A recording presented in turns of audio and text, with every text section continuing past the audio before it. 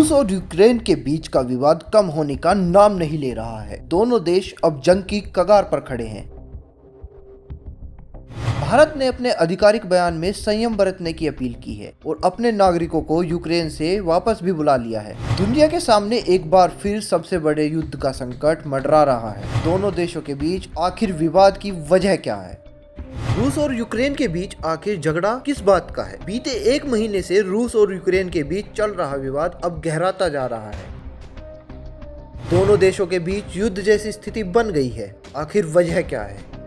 रूस और यूक्रेन के बीच जारी विवाद खत्म होने का नाम नहीं ले रहा है। यूक्रेन की सीमाओं पर 1,25,000 रूसी सैनिक के जवान खड़े हैं। स्थिति इतनी गंभीर है कि नाटो देशों और रूस सेना के बीच कभी भी युद्ध हो सकता है। इस बीच युद्ध को रोकने की कोशिश जारी है, मगर अभी तक कोई नतीजा सामने नहीं आया है। आखिर विवाद क्या है? किस बात का झगड़ा है रूस और यूक्रेन के बीच, जिससे युद्ध जैसे हालात बनकर नजर आ रहे हैं? यूक्रेन का इतिहास और भूगोल क्या है? यूक्रेन यूरोप का सबसे बड़ा देश है। 1991 में सोवियत संघ के पतन के बाद यूक्रेन आजाद हुआ था। उस दौरान करीब 3 करोड़ रूसी लोग अपने मूल देश से बाहर गए थे। इसमें ज्यादातर यूक्रेन में थे। यूक्रेन की सीमाएं उत्तर पूर्व और पूर्व में रूस, उत्तर पश्चिम में बेलारूस, पश्चिम में पोलैंड और स्लोवाकिया और दक्षिण पश्चिम में हंगरी और रोमानिया से लगती है। यूक्रेन और रूस के बीच लड़ाई की जड़ क्या है? यूक्रेन के पूर्वी हिस्से के लोगों का देश के प्रति गहरा असंतोष है। इसका फायदा रूस भी उठा रहा है। उसने यूक्रेन को 3 तरफ से घेर लिया है। अगर इन दोनों देशों के बीच लड़ाई की जड़ की बात करें तो सीधे शब्दों में रूस नहीं चाहता कि यूक्रेन की ताकत बढ़े या वह पश्चिम देशों के साथ बेहतर संबंध बनाए। इसी को लेकर यूक्रेन की जनता भी 2 भागों में बटी हुई है। यूक्रेन के राष्ट्रवादी लोग रूस की छाया से बाहर आने और पश्चिम देशों का हिस्सा बनने की पैरवी करते हैं। वहीं यूक्रेन के भीतर रूस से खुद को जोड़कर देखने वाले लोग इसके पक्ष में नजर नहीं आते। ऐसे में स्थिति और भी जटिल हो गई है। कब शुरू हुआ था यह तनाव और विवाद?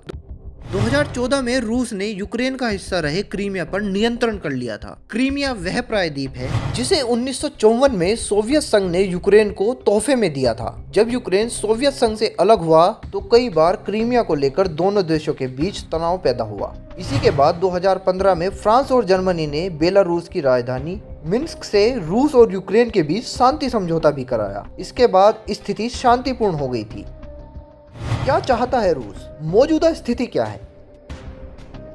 इस बीच अमेरिका ने लगातार यूक्रेन में अपनी सैन्य उपस्थिति बढ़ाई है। 2021 में अमेरिका ने यूक्रेन को $65 करोड़ के सैन्य उपकरण और सहयोग दिया है। वहीं व्लादिमीर पुतिन ने रूस और बेलारूस में यूक्रेन से लगी सीमा पर अपने लाखों सैनिक तैनात कर ताकत का प्रदर्शन किया है। अब अमेरिका और रूस के अधिकारियों के बीच बात चल रही है। फिलहाल तक कोई समाधान सामने नहीं आया है। रशिया यूक्रेन युद्ध का भारत पर कितना होगा असर? आपके घर का बजट बिगड़ेगा। समझिए, रूस यूक्रेन युद्ध की आंच भारत तक पहुंचेगी। अर्थव्यवस्था पर भी फर्क पड़ेगा। आशंका जताई जा रही है कि तेल की कीमतों में उछाल से भारतीय अर्थव्यवस्था में चुनौतीपूर्ण स्थितियां बन रही हैं। एक्सपर्ट की माने तो भारत अपनी जरूरत का 85% तेल इंपोर्ट कराता है। इसमें से ज्यादातर इंपोर्ट सऊदी अरब और अमेरिका से होता है। इसके अलावा Bharat Iran, Iraq, Oman, Kuwait, रूस से भी तेल लेता है। दुनिया का सबसे बड़ा तेल उत्पादक देश अमेरिका है। यहाँ करीब 16 से 18% तेल उत्पादन होता है। वहीं रूस और सऊदी अरब में 12% का उत्पादन होता है। 3 में से 2 बड़े देश युद्ध जैसी स्थिति में आमने सामने होंगे तो तेल की सप्लाई पूरी दुनिया में प्रभावित होगी। यही वजह है कि तेल की कीमतें 8 साल की ऊंचाई पार कर जाएंगी। और किन चीजों पर पड़ सकता है भारत पर असर? दुनिया में सबसे ज्यादा रिफाइंड सूरजमुखी यूक्रेन से एक्सपोर्ट होता है। यूक्रेन के बाद रिफाइंड सप्लाई में रूस का नंबर है। दोनों देशों के बीच अगर युद्ध लंबे समय तक चला तो सूरजमुखी के तेल की कीमतें बढ़ जाएंगी। भारत के लिए यूक्रेन का बाजार फर्टिलाइजर के लिए भी बड़ा है। यहाँ से बड़ी मात्रा में फर्टिलाइजर भारत आता है। साथ ही इंडियन नेवी के कुछ टरबाइन भी यूक्रेन बेचता है। रूस से मोती, कीमती पत्थर, धातु का इंपोर्ट होता है। काफी धातुओं का इस्तेमाल तो स्मार्टफोन और कंप्यूटर बनाने के लिए भी किया जाता है। शिपिंग इंश्योरेंस की कॉस्ट बढ़ेगी। यूक्रेन की स्थिति में अब रूस यूक्रेन के अलावा नाटो देश भी सक्रिय हो गए हैं। अमेरिका ने अपनी सेना लताविया में भेज दी है। लताविया भी नाटो का सदस्य देश है। नाटो के इसमें आने से शिपिंग कारोबार पर असर पड़ेगा, क्योंकि पूर्वी और पश्चिमी देश कोई युद्ध से अछूता नहीं रहेगा। ज्यादातर देशों में व्यापार समुद्र के जरिए होता है। ऐसे हालात में शिपिंग इंश्योरेंस की कीमतें भी बढ़ जाएंगी, जिसका असर भी आयात और निर्यात होने वाले सामानों पर दिखेगा।